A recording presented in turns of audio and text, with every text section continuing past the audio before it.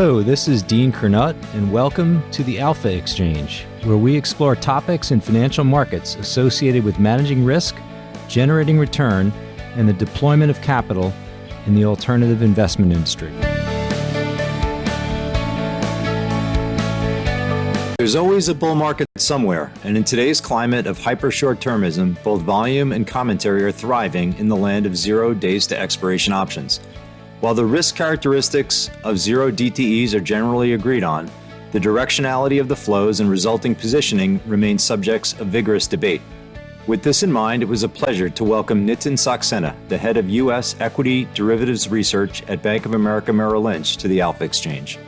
Before embarking on the work that Nitin and team are doing to better understand these ultra-short-dated options, we survey the landscape of cross-asset vol.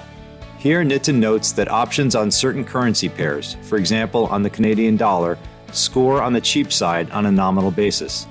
On a relative basis, rate vol remains substantially high compared to SPX vol, as the MOVE index is just 20% off its COVID high, while the VIX has declined by 80%.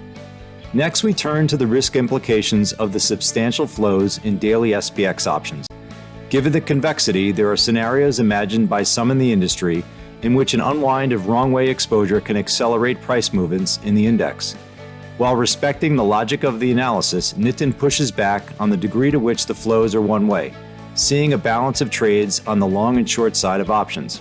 Still, he cautions that because these instruments and the resulting risk exposures are new, we should be carefully monitoring them. I hope you enjoyed this episode of the Alpha Exchange, my conversation with Nitin Saksena.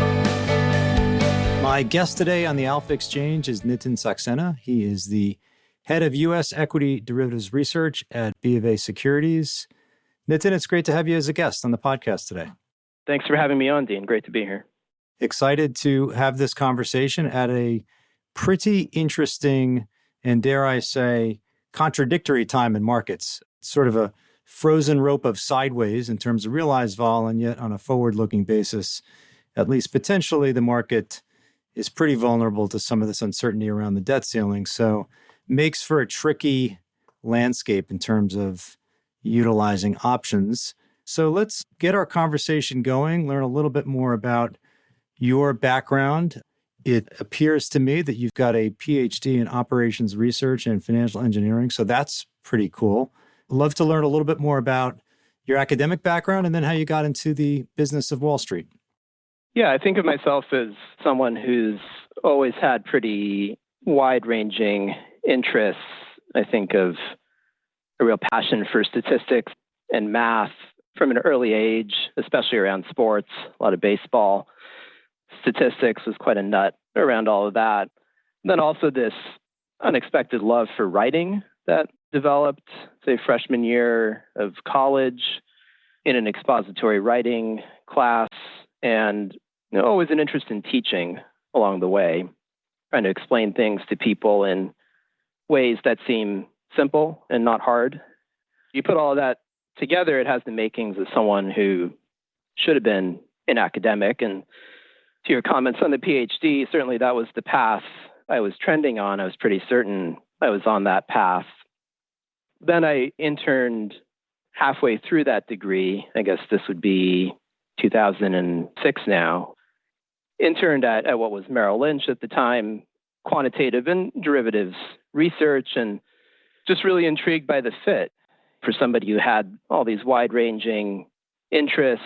Suddenly, that combination of skills was brought to bear in a really interesting and engaging way. Some stats, some math, some coding. Of course, you had to be interested in markets or the pedagogical aspect of meeting clients, a research role. So there was a lot to like. I finished my degree and then eventually joined Merrill Lynch in the midst of the global financial crisis in equity derivatives research, where I still am today, some 15 years later, obviously now as Bank of America. I clearly have enjoyed the camaraderie of this specific team. That's a good reason for staying at one place as long as I have, but I think pretty fondly about the amazing breadth of topics we sort of had a front row seat to explore over the years in this role. And equity derivatives strategy, sometimes we think about very macro topics like what is the relationship between policy and positioning and the pricing of risk across different asset classes. But then at times we get super in the weeds, really micro, putting our derivatives hat on, maybe tactically helping investors think about event risk. How do you asymmetrically hedge that? Or sometimes systematically, where the sort of great structural risk premia in our market, what drives them? How do you exploit them for income generation or for efficient hedging? And then we also spend a lot of time working on modeling things in the derivatives and quant positioning space, positioning flows, market impact, always trying to address this perennial concern around the tail wagging the dog in derivatives. And of course, most recently, the focus here has been heavily on the 0 day to expiry or 0 DTE option space. So I think the cool thing is it's really felt like multiple jobs in one seat, and excited to share some of our thoughts around these different lines of research in our conversation today. Awesome. Well, it was really interesting to learn, one, about your love of writing. I also really have enjoyed the process of trying to communicate in an interesting fashion. I figure the folks that are reading this stuff are getting an awful lot of it sent their way. And so you got to find a way to make it consumable and interesting and make your point in a fashion that is something that people can get their arms around in a hurry. So I think clarity of writing is difficult. You have to really sit there and be a painstaking editor of your own work. And I do think there's a payoff to that. You also mentioned statistics and baseball. Well, I'm quite a bit older than you, but I can remember being an 8 and 9-year-old, and they used to have a thing back in the late 70s called the Baseball Almanac. Of course, it wasn't online. It was just a book, but they would have the stats for every player. And I would just sit there and just read these stats over and over and over again, and found myself committing them to memory as well. Nitin, I wanted to ask you about some of the work you pursued through your PhD in operations research, and then just ask you to reflect a little bit about the world of markets. There are a lot of folks in the derivative space that started out in some branch of physics or the types of math where there's obviously a very specific solution, but it translates to markets via some set of assumptions, the Black-Scholes formula, and so forth. And then, as you mentioned, the tail wagging the dog, which is going to be a good topic of conversation for us. There is no tail wagging the dog in physics. It's just, there's no endogeneity in that world. But of course, in markets, there really is. And I just would be curious to have you reflect on the textbook work that you did as a PhD student and then translating it into your almost 20 years in markets at this point. What are some of the lessons that you might communicate to our listeners around the differences between those two? I think of that path as very windy and almost an accidental arrival in the field of finance.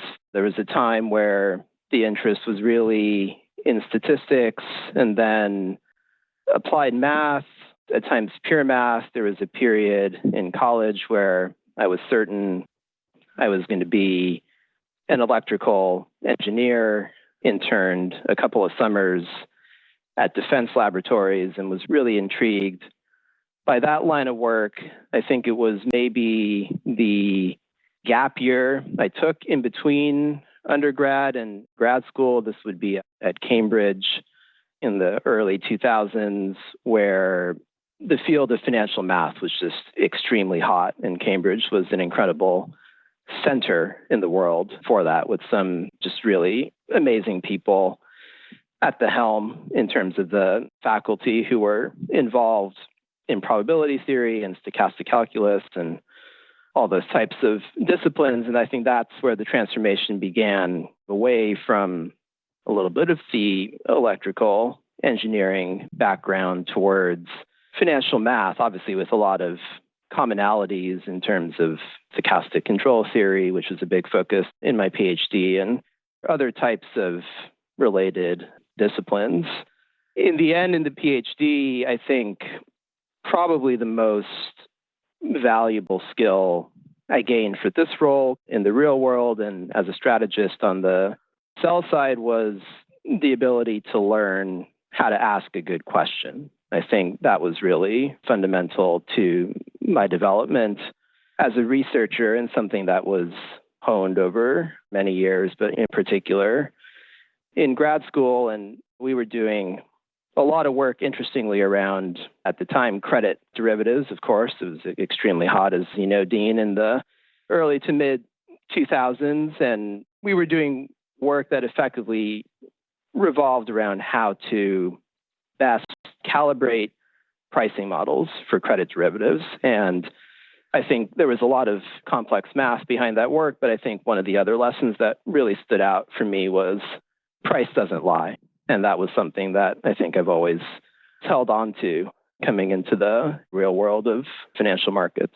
Well, when you were at Merrill, I was at B of A in a similar role, running derivative and convertible sales and also running their strategy effort. It was certainly smaller than how well built out it is for you guys at this point. But I remember a lot of collaboration with counterparts at B of A on the credit derivatives side, looking for convex hedges. And, of course, this was a period, as you said, of great growth in credit derivatives notionals, but shrinkage in terms of premiums and really no payouts for 3 or 4 years running, certainly on the index level. I think that IG got down to 18 to 20 basis points. And at least on a concurrent basis, it was tough to carry even at that price, which is just astonishing to think of. But my colleagues on the credit derivative side were asking us to try to come up with equity derivative convex instruments that would help them hedge credit risk. So there was a lot of Merton model type analysis, and that inquiry really helped us play a role in creating the option on realized variance market, which is just pay a premium to be long realized variance. So it was just an interesting time. And as you said, a time of a lot of growth and something that ultimately ended in pretty shocking dislocations in markets. Let's talk about the here and now. And I thought we could focus on 3 topics for this conversation. The first is just to get your broad assessment of just the price of vol as you look across asset classes and different instruments, just having you share your views on what you see in the world of option prices. We'll spend the bulk of our time on the work you guys are doing on zero DTE. I think you've got some interesting results there. And then let's see if we can circle back on debt ceiling and how to potentially hedge that calamity if it does indeed materialize. Let's start with this broad cross-asset landscape. You guys do a lot of work in framing the price of vol. Big picture, what do you see there? What are some of the observations you want to share just around the price of vol and maybe how it's carrying in different asset classes and different geographies? Yeah, one of the ways we like to survey the cross-asset vol landscape is through our work on cross-asset tail hedging. It's really simple analysis. You're just looking at the current cost of, say, 3 months out of the money tail hedges in different markets, and you'll span equities, rates, credit, FX, commodities, and you'll compare those prices to how much did each asset move historically in a tail event. So it's just basic bang for the buck or cost benefit analysis that's going to tell you which option markets are most underpricing historical tail events today and which ones are least underpricing. What you see from that right now, the hedges that are most underpricing historical tail events today are going to be in places like puts on the Canadian dollar, puts on the euro against the US dollar, and calls on gold. So those are sort of your top 3. At the other end of the spectrum, you're going to have things like receivers on European and US, say, 10-year rates. Those are hedges against lower government bond yields, and NASDAQ puts. So those are the 3 that are currently most overpricing historical tail events. Now, that doesn't mean the stuff that's screening expensive is necessarily bad value, but you will need bigger moves than you've seen historically in those assets to get the same leverage as from the cheaper hedges. So, those are some of the individual hedges that screen richest and cheapest. At the broader asset class level, I would say the picture of relative value right now is that FX and gold hedges are generally still cheapest against fixed income hedges, generally still the most expensive. Notwithstanding what I just said about NASDAQ puts being expensive generally, there is a big divide in risk perception between equities and rates that we'll probably talk about in more depth. So that's kind of the relative picture. From an absolute value perspective or a carry perspective, it's just incredibly hard to be long any of this stuff from a vol perspective, regardless of how inexpensive it looks according to these screens. I think one of the best lessons that I ever learned early on in my career, coming out of the backside of the financial crisis, was that low is not cheap. Those two are absolutely not synonymous. And, right now you sit here, VIX 16, 17 regime, you put on your macro hat, you look at VIX versus rates fall, you say, wow, really underpriced. But then you look at VIX versus realized vol, 11, 12 days where you have single digit realized vol, to your point about really sideways price action in markets. And you say, wow, that's really expensive. So which is it? And I think it's just been a very difficult time for people to remain high conviction in carrying some of these things that appear low from a vol perspective, but not cheap. Yeah, it's a great point. And I was just looking at least today, which is Monday, the 21st, or maybe the 22nd. 22nd, yeah. But we're in a 70 basis point high to low range in the S&P. And over the last 26 trading days, that's 93 basis points. And that's the high minus the low divided by the spot. That's just awful from a carry perspective. And as you said about this conundrum between rich and cheap at the same time, I think it's a great point and one I think a lot about, which is something becomes cheap on a nominal basis because it's been outrageously challenging to hold. And I was thinking I'd hosted this dinner back on October 19th of 2017. So it was the 30th anniversary of the crash.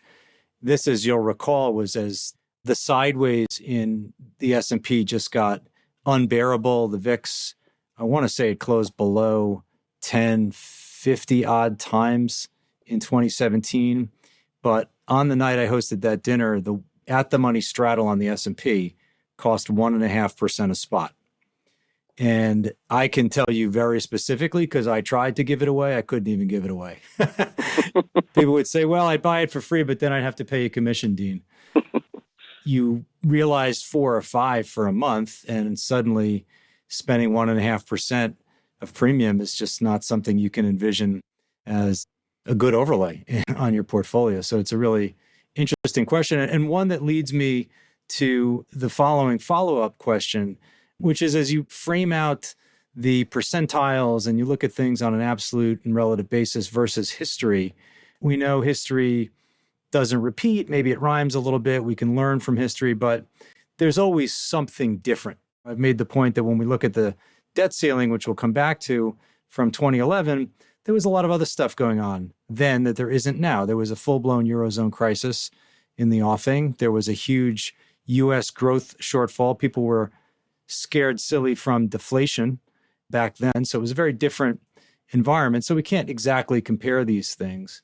When you look at just the price element, how much do you find yourself trying to disentangle the price versus the macro environment? If you look at rates vol versus S&P vol and say, wow, that ratio is extremely high, how do you square that versus, well, yeah, we're in a different regime for rates vol versus S&P vol? Talk us through the overlay of a little bit of macro versus just the strict evaluation of prices.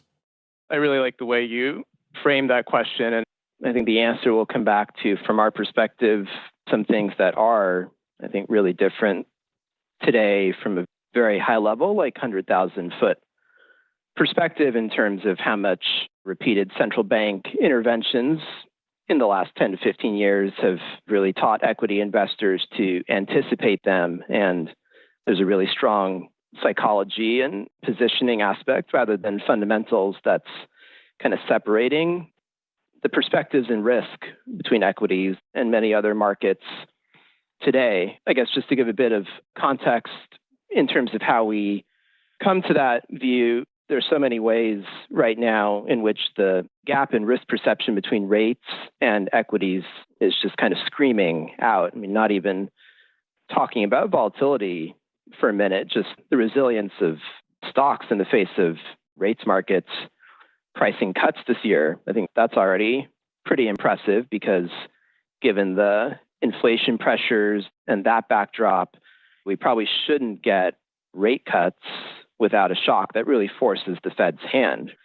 That should be a scenario that's bad for equities, but it's as if equities are trying to look past the shock and already celebrate, I guess, the back half, which is a return to that lower rates, high liquidity paradigm that they love so much. But I think no question from our perspective, where you see the gap most prominently between the optimism of equities and the stress in rates is in the vol space. So if you're looking at implied vols, the move index of rates fall, it's only 20% below its peak from COVID. If you look at the VIX for US equity vol, it's 80% below. That gap is big, top decile since 2000.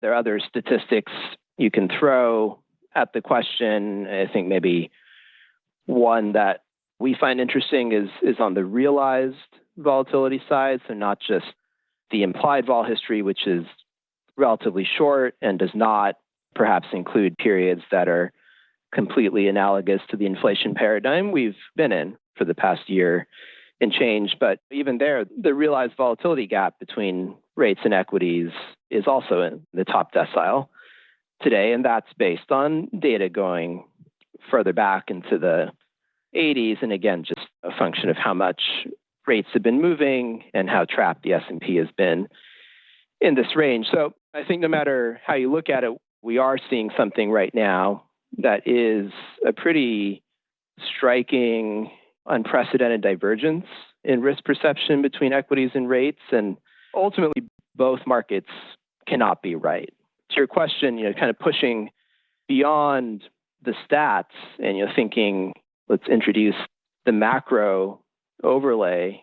We think probably the only way to really explain some of these unprecedented dynamics and gaps in risk perception is to appreciate the other unprecedented aspect of financial markets today, which is the degree to which the central bank put has increasingly conditioned equity investors in particular to learn that upside is actually a bigger risk than downside. Fundamental risk isn't real. Buying dips can be a great source of alpha. I think is something that many people say, but you see it, I think, almost most clearly by looking at the dynamics of markets, which is something we do in derivatives as strategists. If you look at the 4 longest periods without a 5% pullback in the S&P since 1928, 3 of those were since 1987 when Greenspan introduced the central bank put.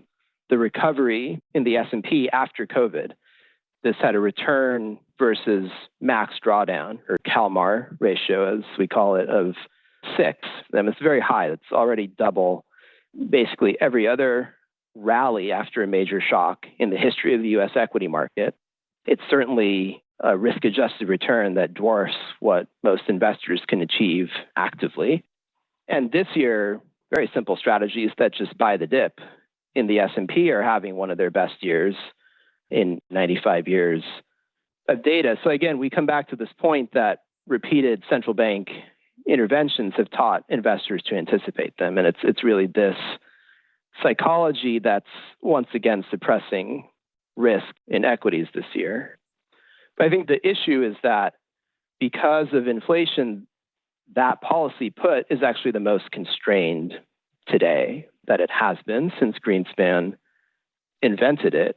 in the 87 crash. So this question of which way does the equity versus rates vol gap close, I think it really comes down to the question of, will something go wrong in the economy or financial markets while inflation remains high and the Fed put remains compromised? Because if that's the way things play out, rates vol is probably right today and equity vol has to shock higher. Or is it a scenario where inflation comes down fast enough the rest of this year, the Fed decides it really is dead enough and they're able to restore that high strike put? And in that case, probably equity vol ends up being maybe unintentionally correct today in its pricing of risk, and rates vol converges lower. Yeah, there's so many interesting ways to consider this question outside of just the percentiles. Those are a good starting point.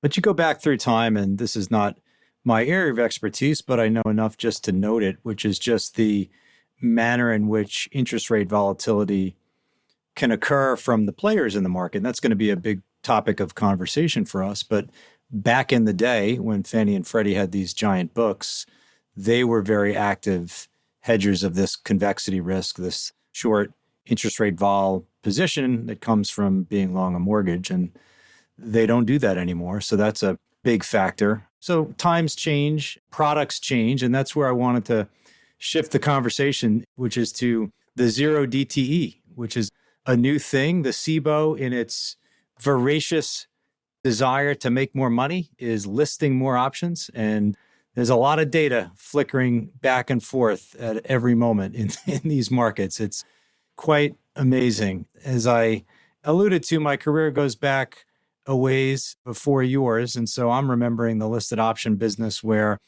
3 months to expiration was probably your typical opening trade.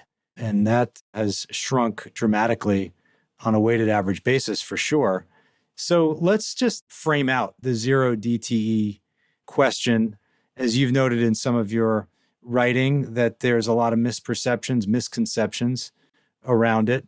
Why don't we just start with the high level, maybe with some stats, just to provide a starting point for how we should think about this, what you see in volume terms. And then, we can talk about what some of those misconceptions are about the product and its impact on pricing and markets. Such a hot topic this year, the 0 day to expiry options topic. I can really only recall a couple of times in my career where there's been such insane frenzy of discussion and flurry of debate around a single topic. I guess to set the stage, as you were mentioning, in terms of some key basics, what are we talking about? What's the growth been like in the product? So the key thing just to understand, we're not talking about a new product here. 0 day to expiry options, you'll hear them called zero DTEs a lot. In this conversation, we're just talking about listed weekly options that have reached their final day of traded life. So these are not daily options that are being newly listed every morning when markets open. So they're not a new product per se, because weekly options have existed since 2005, I think, when the CBOE first introduced the Friday expiry SPX contract. In 2016, they added Monday and Wednesday expiries, so you had 3 days a week. And then really what changed last year in 2022 that really brought this space front and center into the derivative scene was the SIBO added Tuesday and Thursday expiries in 2022. So the result was you had a listing expiring every day of the week, and it tends to be listed at least 4 weeks out in time. One reason the market has really dominated so many conversations is just the growth in volume and market share has been pretty hard to ignore. So some stats around that, we're talking about 0 day to expiry options on SPX. You go back pre-COVID, they were about, say, 10% of total S&P options volume. That doubled post-COVID. So by 2021, you were up to 20%. And then last year and this year, you've been at 40 to 45% of total S&P options volume is coming through the zero-day complex. And there are certainly days where it's 50% or a little higher, which is just an astonishing number to think about for an options market that's listed several years out, to have half of that volume in stuff that's going to go away by the end of today, by the time we're done speaking.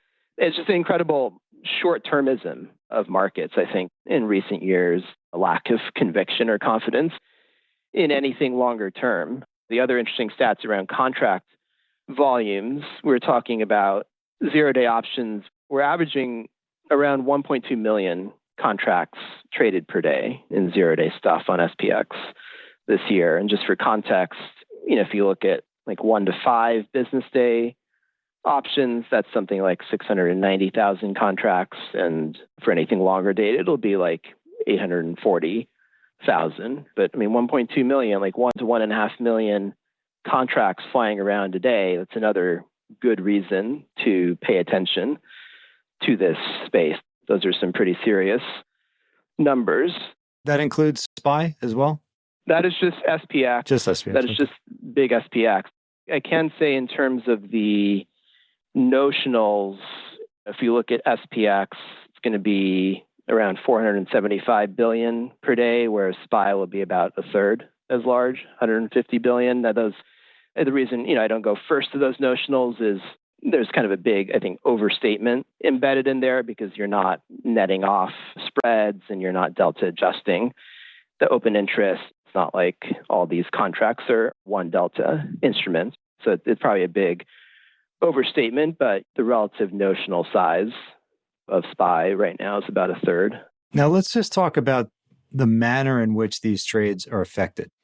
So in the old days, someone with a hedge fund client, let's say, would stand up and bark over to the index trader about making a price on something, and there'd be some hand-wringing that the client was valuable and try to get him on the tape, and can you improve? And you get a trade done. Everybody comes to the table and the trade is affected and goes in a risk system and so forth.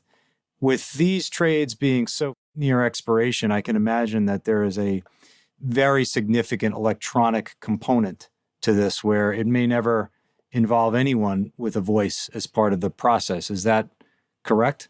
Absolutely. One of the many peculiar things about this space, one is certainly the fact that it's a very, very heavily electronic market, which is also, according to the trade level data that you can purchase from the exchange, which we have done, it's an almost equal 50-50 split between market makers and customers.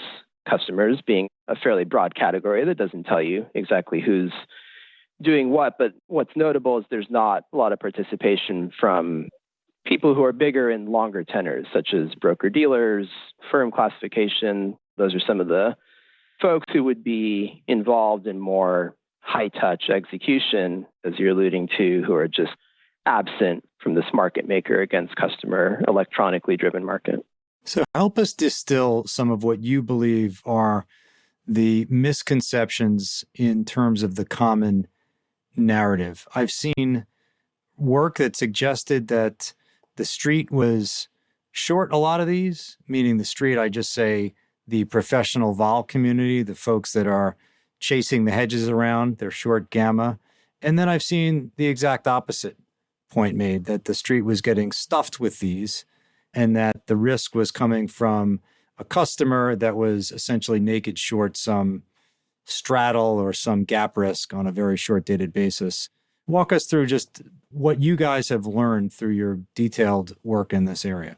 I think the origin of a lot of the misconception, Dean, and what's really sparked the most discussion, there was this sort of Molotov cocktail thrown out there a few months back, this speculation that the zero-day space was going to create Volmageddon 2.0, which, remember, I know you know, but for the sake of people who are not familiar, the original Volmageddon, this was back in February 2018 when the inverse VIX products violently unwound and they spilled over into underlying equity markets. So that was quite a memorable tail wagging the dog experience and back to the zero-day space and the present, I guess the underlying premise behind the Volmageddon 2.0 risk or thesis is, as you were alluding to, that most investors who are not delta hedging the zero-day options are ultimately short,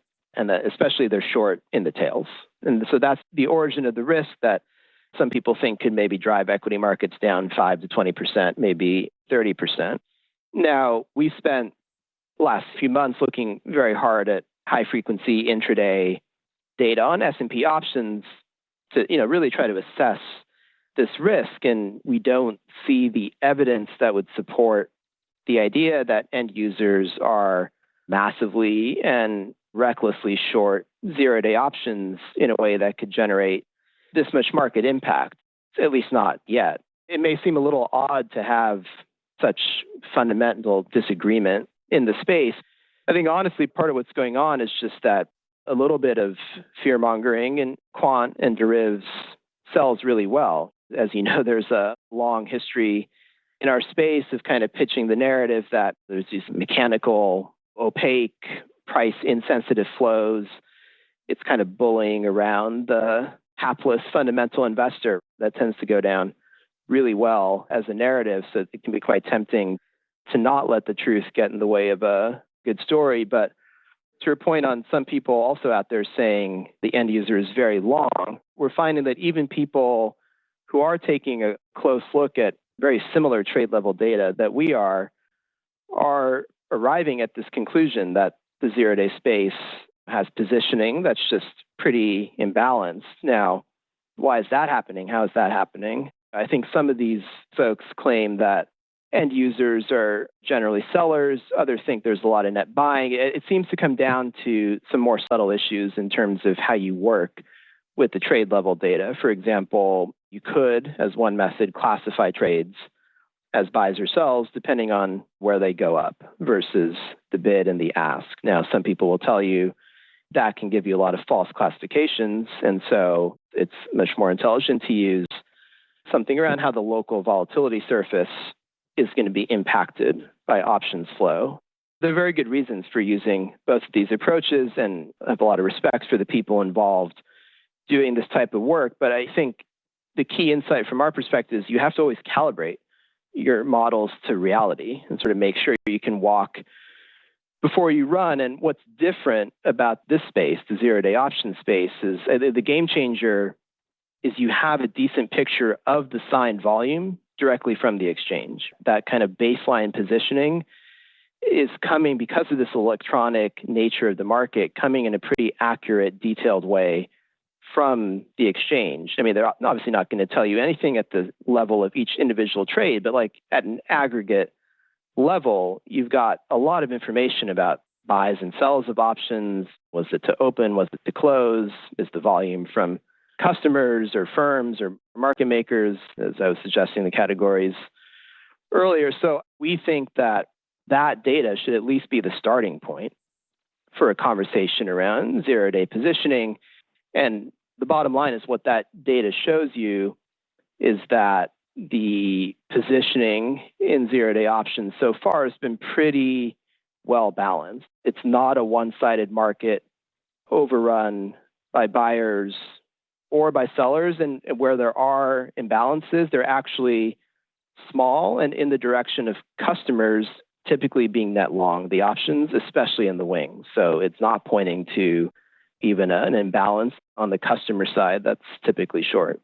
You feel like the data, at least on an aggregate basis, is giving you a decent look from we can discern what the trade was. So if it's a opening sale, at least maybe not every time, but with a reasonable degree of confidence, you can arrive at that conclusion. We always struggled with a strangle versus a risk reversal. The same thing, you got to put in a call in there. It just depends on what you're doing. You're either buying both or buying one, selling the other, or a spread. Again, similar sort of thing with two legs. Are you able to see and with some confidence view the transaction as, okay, that's an opening spread? You have confidence in being able to look at the data and make those kinds of conclusions as well? You're hitting exactly some of what you can and cannot do with the data. I mean, the exchange can sit there and identify exactly call spreads. They can certainly identify the risk reversal versus strangle case. We cannot do that from the data. And that's certainly one of the reasons why people bring some more advanced local vol models real time into play to be able to make those assessments on a trade by trade basis throughout the day. But what you can see from the data pretty clearly, just to give you a sense. So one interesting thing you see from the data is that customers typically open twice as many longs as shorts on a contract basis. They also exit a lot of these.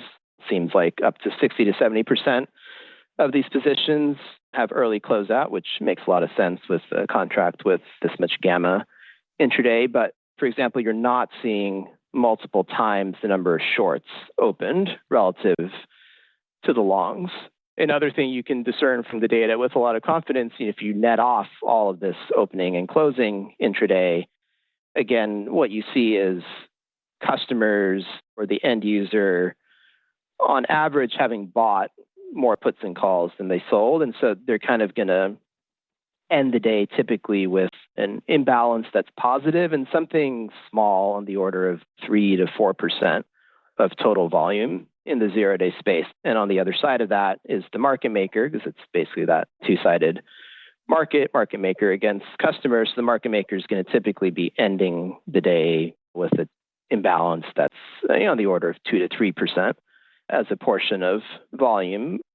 When you start to put some of these facts together, along with some other things like where does some of the single leg call and put volume trade versus bid and offer throughout the day, you start looking at put call ratios, which is unusually close to 1 all the time in the space. You start looking at the moneyness of options that people trade on the single leg side and the multi-leg side.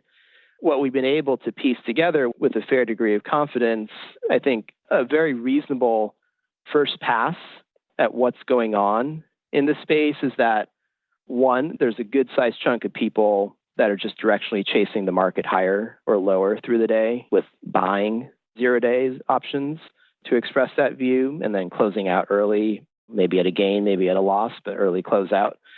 Regardless, I think that's a big chunk of the flow. And then second, a similarly good-sized chunk of volume is people trying to generate income, but with capped risk. That's the really important part. You can infer a lot of sales of vertical spreads, could be outright put spreads, call spreads, could be condors, flies, multiple legs at the same time. But again, trying to generate income with capped risk and then probably risk managing individual legs of that structure as the day progresses. So I think that's a very rudimentary but reasonable first pass of the two big camps that are involved. Not everyone, but quite a few people.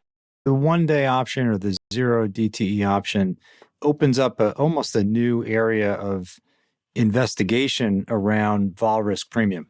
I mean, you want to talk about something that's compressed, just choose a day. It may not seem like a lot of premium as a seller of, let's say, a one-day straddle, but if you're doing it every day, at least potentially, of course, these things can go awry, but at least potentially, if you're extracting that vol risk premium each and every day, that can really add up. I'm remembering when they first started listing weeklies, even though the S&P vol surface was really in deep contango, super upward sloping, it actually made more sense economically to sell the very short-dated ones from a vol risk premium standpoint and then just roll it over, even at a lower vol level. And I'm wondering just if you guys have looked at that vol risk premium on the zero DTEs versus longer expiries. Is it comparable? Is it more favorable? Is it a work in progress for you guys from an investigation standpoint? I think the most honest answer is it's a work in progress.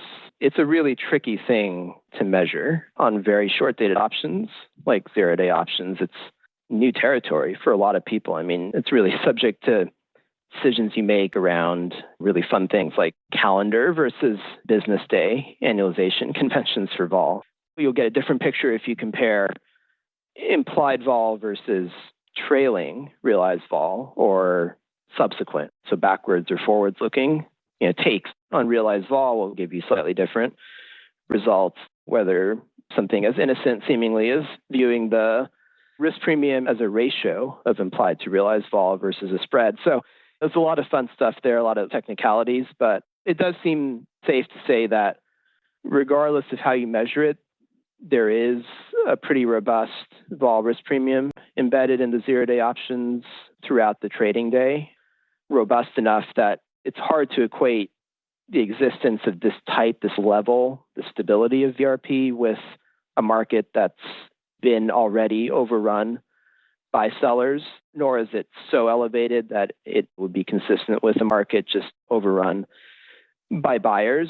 The hard part is understanding, to your point on when the weeklies were introduced and there was kind of a lot of edge in selling those versus other tenors, I think the jury is still out, truthfully, on whether there's true alpha embedded in selling zero-day options versus, say, one-day or five-day options. But it is true that it does look interesting to sell zero-day options. We published some initial results a few weeks back, which showed some pretty interesting results from just selling basic vertical spreads in iron condor format. So no delta hedging, nothing too fancy. We're including bid ask, we're including commissions. It looks pretty potent historically in terms of that risk limited income generation, as long as you give it some active management in terms of when you're going to open it and close it and things like that. But what's also, I think, really interesting to me is that you also see historically the merit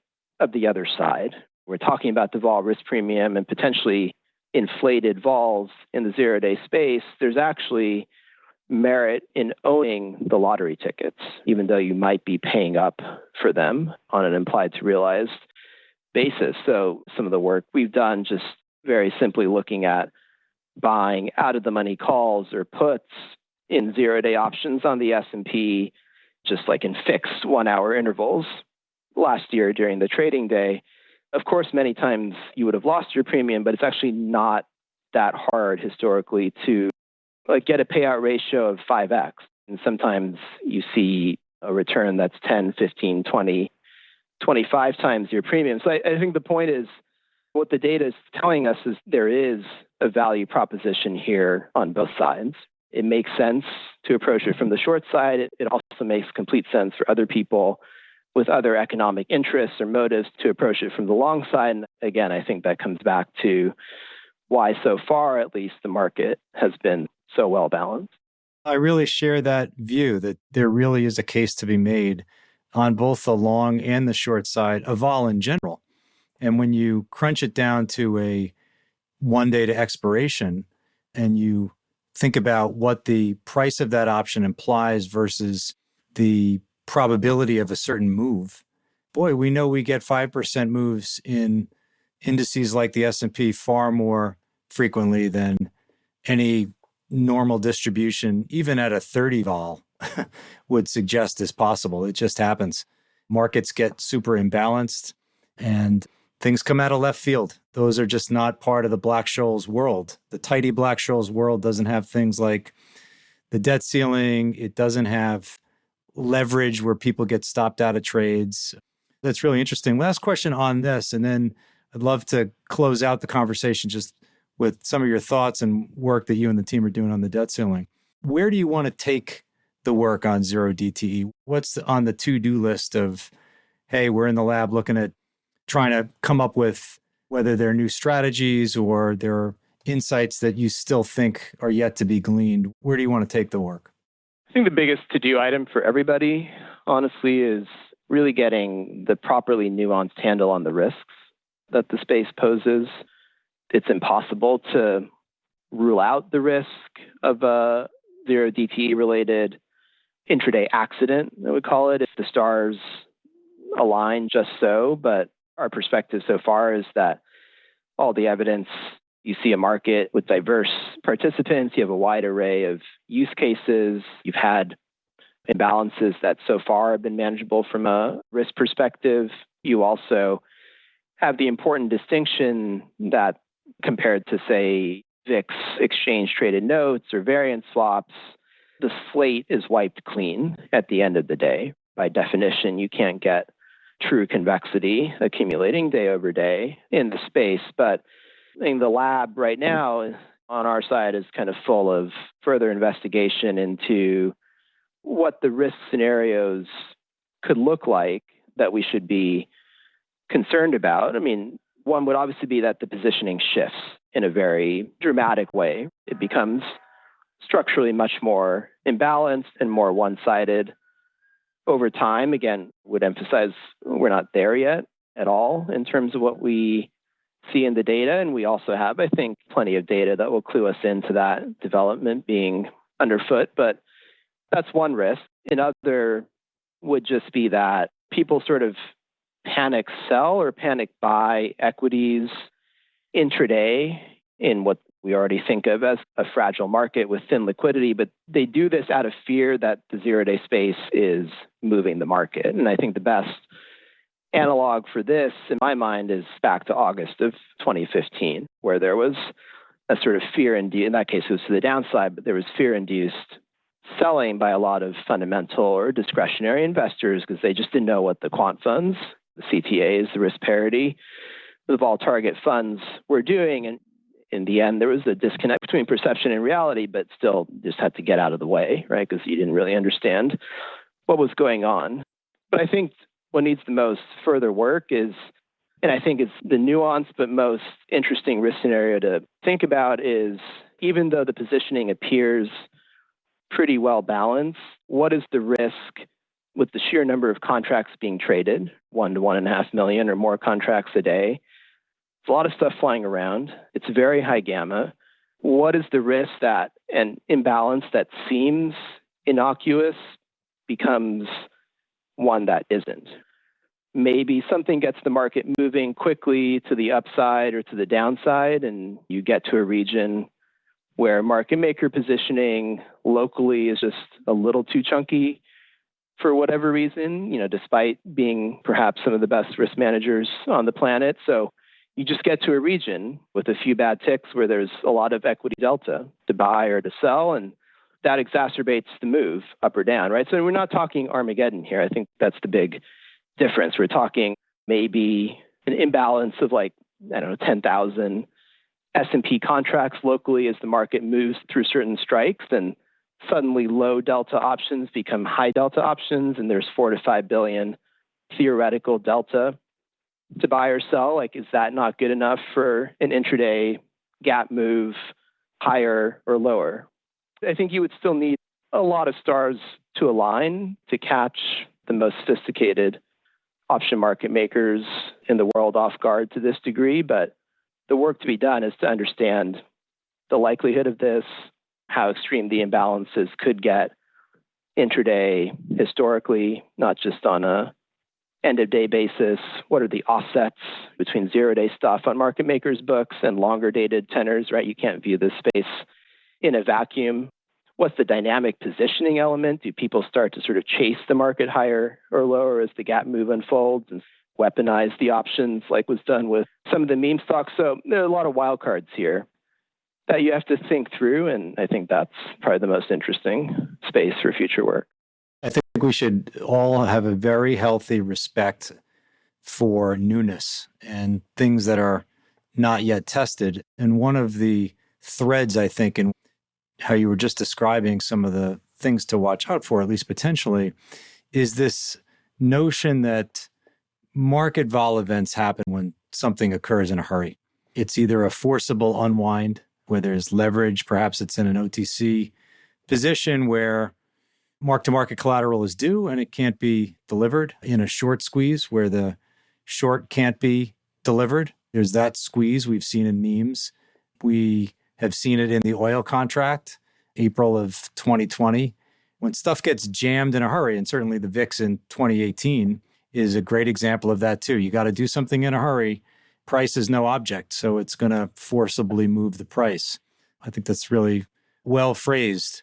As we are finishing our conversation, Nitin, I wanted to ask you about ways in which clients are tapping your team for advice on the debt ceiling. I'm looking at this headline here on Bloomberg. McCarthy says debt deal must happen this week to avoid default.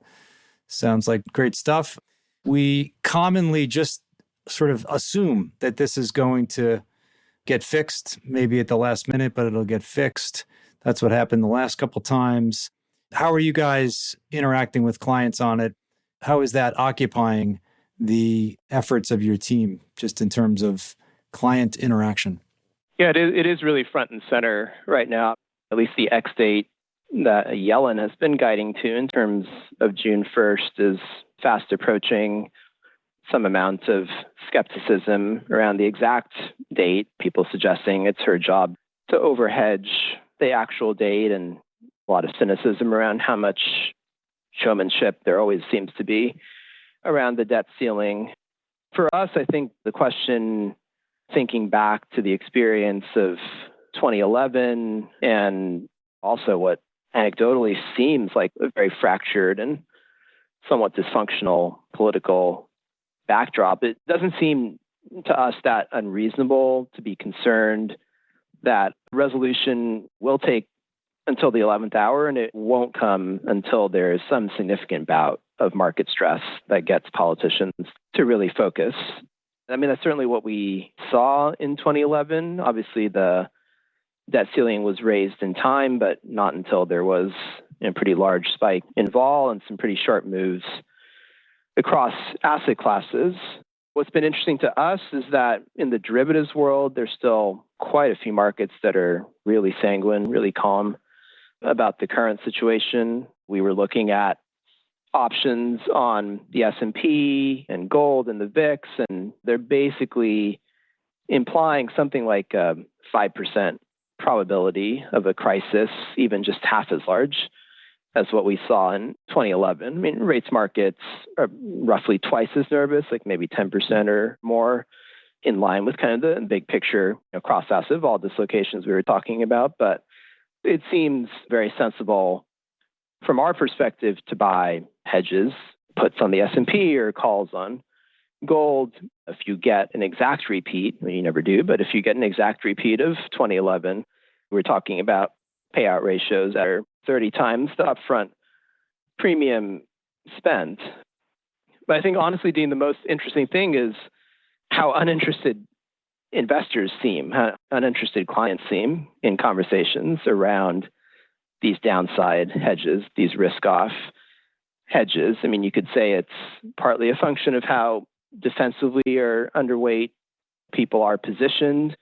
Right now, you could say maybe with VIX call option open interest approaching those highs from 2017 before Volmageddon, that everyone's hedged, although we would in general take issue with the notion that enough people use derivatives at all for everyone to be hedged.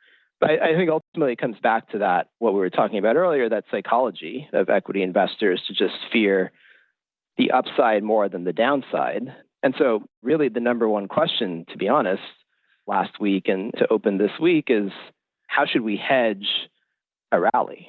What is the chance we get a meaningful equity rally upon a debt ceiling resolution? So this is, again, I think, a really good place for derivatives because you can participate in the rally, you can still limit your losses to your premium spent in case you get a shock first. So it's sort of out of kind of reverse inquiries, we've had to be more focused, it seems, on upside rather than downside hedges. And maybe there's some interesting things to be done in terms of catch-up rallies and cyclicals in places like Russell 2000 and IWM, which have lagged really badly and have extremely underweight positioning. And maybe this debt ceiling resolution is the catalyst they need to get the albatross off from around their neck.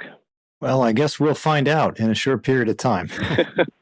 I'd say it's fun to watch, but not really. It's certainly going to be very interesting to see how it materializes. Hopefully it's resolved in a time-efficient way and without too much market disruption. So we shall see. Well, Nitin, it's been a pleasure to spend the hour with you, learn a little bit more about you and the work you guys are doing at BofA Securities. Thanks for being a guest. It's been fun.